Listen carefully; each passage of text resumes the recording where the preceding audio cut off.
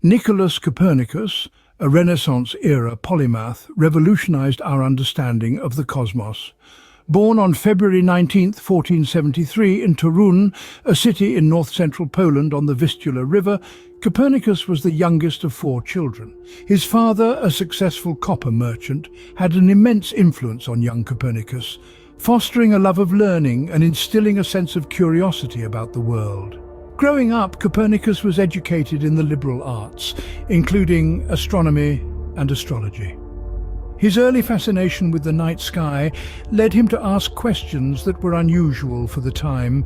His curious mind and rigorous study habits led him to the University of Krakow, where he studied canon law but maintained a keen interest in scientific and mathematical subjects. After his father's death, Copernicus was taken under the wing of his uncle Lucas Votzenrode the Younger, who was a bishop of the Catholic Church. Votzenrode was instrumental in ensuring that Copernicus received the best education possible, setting him on the path to making his monumental scientific discoveries. Copernicus's primary scientific contribution was his heliocentric theory. Until this time, the Ptolemaic or geocentric model of the universe was widely accepted.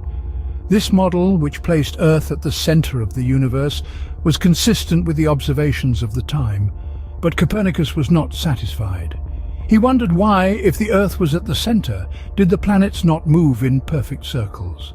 His revolutionary idea was the heliocentric model, which placed the Sun at the center of the universe, with the Earth and other planets revolving around it. Copernicus postulated this theory not just based on observation, but also on mathematical calculations.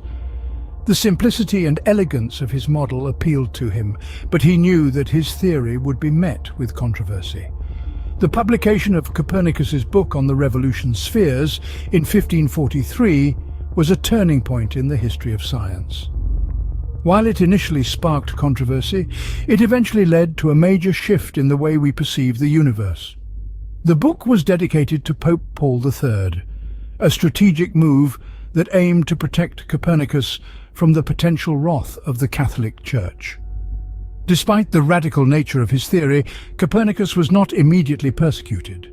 This was partly because of the initial limited circulation of his work, and partly because he presented his model as purely mathematical, without claiming it to be physically true. But his ideas did not go unnoticed.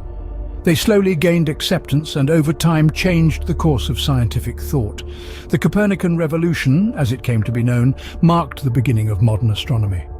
It challenged the geocentric model, which had been dominant for over 1,000 years, and set the stage for the scientific revolution of the 17th century.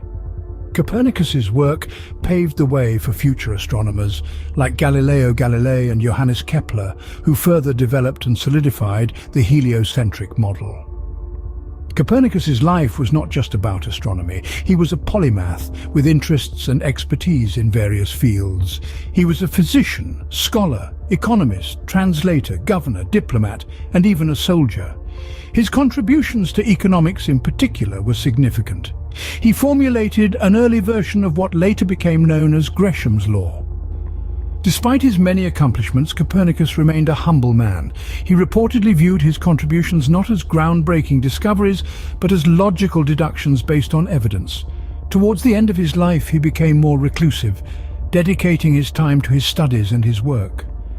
Nicolaus Copernicus, this towering figure of the Renaissance, lived a life full of scholarly endeavor, curiosity, and ambition. It was a life dedicated to the pursuit of truth, knowledge and understanding.